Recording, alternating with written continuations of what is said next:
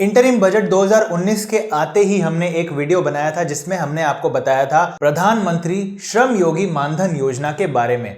काफी लोगों ने कमेंट्स में यह भी कहा था कि मनधन नहीं मानधन होता है, तो उसके लिए मैं आपसे माफी मांगता हूं। गवर्नमेंट की तरफ से लेटेस्ट सर्कुलर निकल के आ गया है जो हमें इस योजना के बारे में और काफी डीप में जानकारी देता है। आज मैं आपसे इसी जानकारी को शेयर करने वाला हूं, तो ये वीडियो एंड तक जरूर देखिए।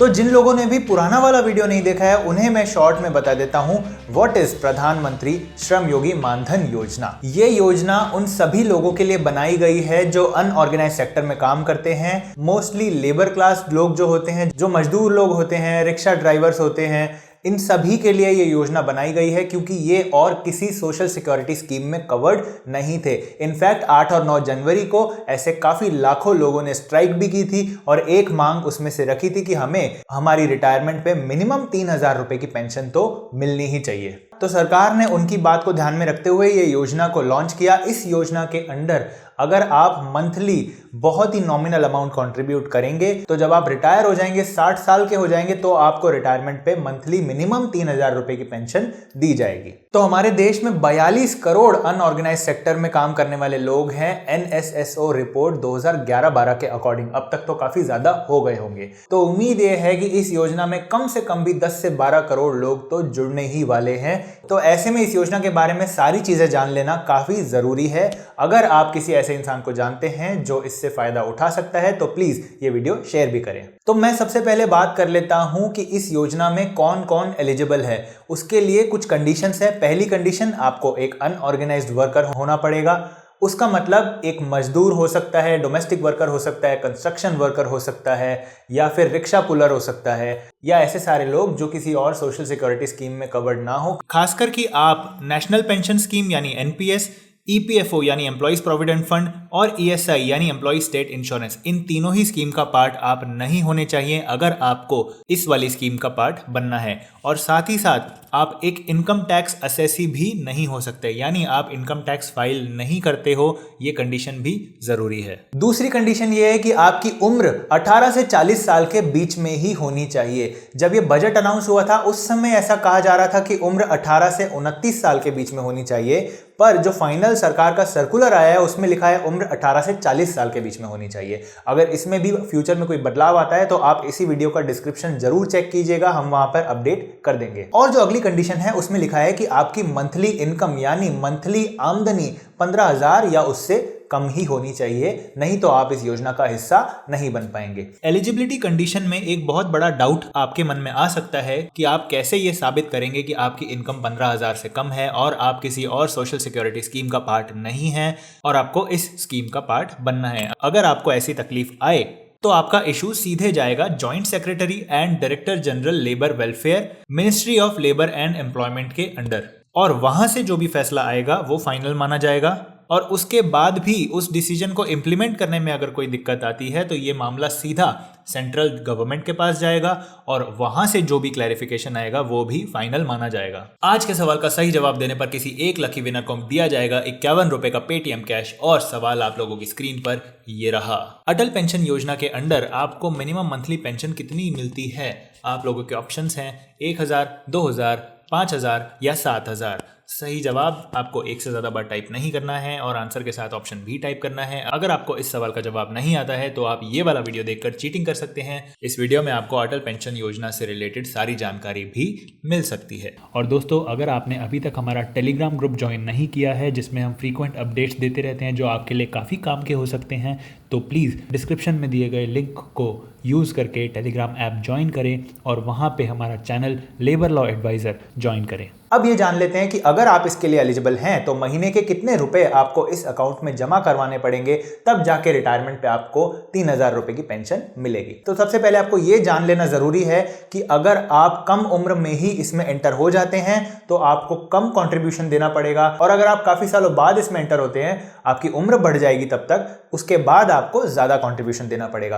पर मिनिमम कंट्रीब्यूशन है 55 रुपए और मैक्सिमम कंट्रीब्यूशन है 200 रुपए। मतलब अगर आपने 40 साल की उम्र में ये ज्वाइन किया स्कीम तो आपको 200 रुपए हर महीने जमा करवाने पड़ेंगे, और अगर 18 साल में ज्वाइन किया तो आपको 55 रुपए हर महीने में जमा करवाने पड़ेंगे। जितना पैसा आप जमा करवाएंगे उतना ही पैसा सरकार को भी आप ही के अकाउंट में आप ही के लिए जमा करवाना पड़ेगा। तो अगर आप 55 रुपए जमा करवा रहे हैं तो 55 रुपए ही सरकार भी जमा करवाएगी। एज वाइज डिटेल्ड कंट्रीब्यूशन का जो चार्ट है वो हम आपको स्क्रीन पर दिखा रहे हैं और आपको डिस्क्रिप्शन में भी मिल जाएगा। आप पता लगा सकते हैं कि आपकी एज के अकॉर्डिंग आपको मंथली कितना कंट्रीब्यूशन देना पड़ेगा, उतना ही कंट्रीब्यूशन सरकार भी देगी और टोटल आपके खाते में जमा होता रहेगा। अब बात कर लेते हैं कि कंट्रीब्यूशन जमा करवाते करवाते ही रिटायरमेंट की एज तक पहुंचने से पहले ही अगर किसी मेंबर की डेथ हो जाए तो उस केस में क्या होगा।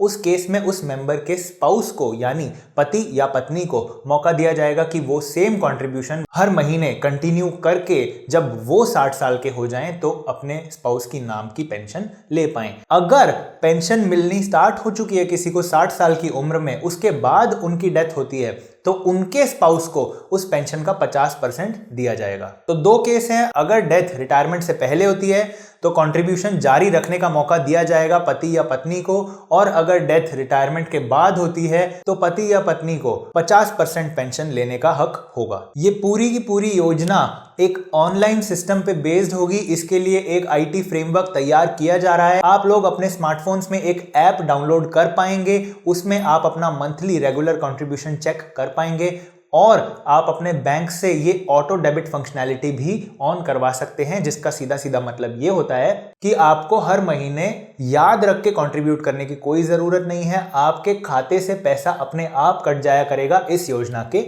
नाम के लिए। अब आप सोच रहे होंगे कि मान लीजिए किसी ने ऑटो डेबिट फंक्शनैलिटी ऑन नहीं करवा रखी है और हर महीने याद करके उसे कंट्रीब्यूट करना पड़ता है। ऐसे केस में जाहिर सी बात है कि इंसान से भूल हो सकती है और किसी महीने वो अपना कंट्रीब्यूशन पे करना भूल भी सकते हैं। तो उस केस में आपको अपना कंट्रीब्यूशन लेट फी और इंटरेस्ट के साथ अगर पे करेंगे तो आप अपना अकाउंट फिर से रेगुलराइज करवा सकते हैं बिना किसी नुकसान के। ये interest ministry of labour time to time बदलती रहेगी, जिसकी जानकारी आपको बता दी जाएगी जब आपको इसकी जरूरत पड़ेगी। अब बात कर लेते हैं कि अगर आप इस योजना के लिए एलिजिबल हैं और अगर आप इसमें खाता खुलवाना चाहते हैं तो आपको क्या करना पड़ेगा। इसके लिए आप कॉन्टैक्ट कर सकते हैं LIC एजेंट से या फिर LIC के ऑफिस जा सकते हैं, क्योंकि ध्यान देने वाली बात यह है कि यह पूरा का पूरा पैसा LIC मैनेज करेगा और पेंशन देने की जिम्मेदारी भी LIC की होगी।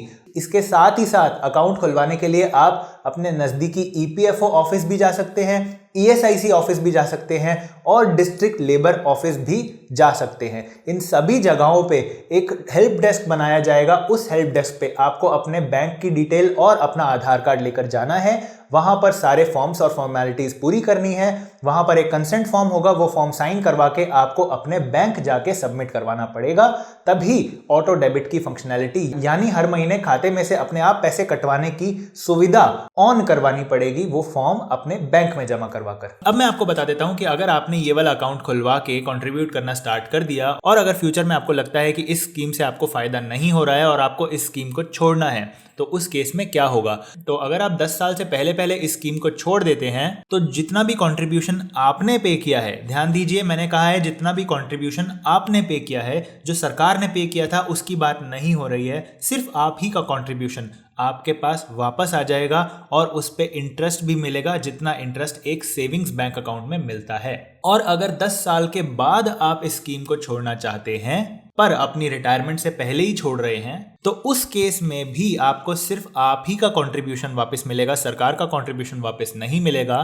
पर उस पे जो इंटरेस्ट मिलेगा वो या तो सेविंग्स बैंक के बराबर होगा या फिर उतना इंटरेस्ट होगा जितना इंटरेस्ट पूरे पेंशन फंड ने कमाया है। इन दोनों में से जो भी ज्यादा हुआ वो आपको मिलेगा। अब बात करते हैं डिसेबलमेंट के केस की। मान लीजिए इस योजना में किसी ने अकाउंट खुलवा लिया है और मंथली कंट्रीब्यूशन भी चालू कर दिया है। फ्यूचर में उनको परमानेंट या पार्शियल डिसेबलमेंट हो जाती है, जिसके कारण वो अब कमा नहीं सकते। तो ऐसे केस में भी उनका जो पति या पत्नी है उनको मौका दिया जाएगा कि उनके बिहाफ पे कंट्रीब्यूशन जमा करवा के मंथली वो जब रिटायर हो जाएंगे तो 60 साल के बाद वो पेंशन ले सकते हैं। या फिर अगर वो चाहें तो अकाउंट क्लोज भी करवा सकते हैं। और क्लोज करवाने का जो मैंने प्रोविजन आपको बताया था 10 साल से पहले और बाद वाला, वो बिल्कुल सेम रहेगा। अब जो सबसे बड़ा सवाल आता है वो ये है कि बजट में तो अनाउंस कर दिया कि ऐसी एक स्कीम बनाई जाएगी और स्कीम की काफी सारी डिटेल्स भी अब हमारे सामने हैं। तो सबसे बड़ा सवाल ये आता है कि ये स्कीम चालू कब से हो रही है। तो दोस्तों ये स्कीम बहुत जल्द चालू हो रही है। 15 फरवरी 2019 से ये स्कीम चालू कर दी जाएगी और पूरे देश भर में ये स्कीम एक ही साथ चालू कर दी जाएगी। ये scheme the unorganised workers social security act का एक पार्ट बनेगी। आपसे निवेदन है कि अगर ये वीडियो आप कुछ महीने बाद देख रहे हैं फरवरी के, तो इसका डिस्क्रिप्शन और पिन कमेंट जरूर चेक कीजिए, क्योंकि इंफॉर्मेशन में जो भी बदलाव आएगा वो हम डिस्क्रिप्शन में और पिन कमेंट में जरूर से अपडेट करेंगे आप लोगों के लिए। तो दोस्तों आज के वीडियो में बस इतना ही। हम मिलते हैं आपसे बहुत ही जल्द एक और नए वीडियो में। मेरा नाम था मनदीप, आप देख रहे थे लेबर लॉ एडवाइजर। जय हिंद, जय भारत।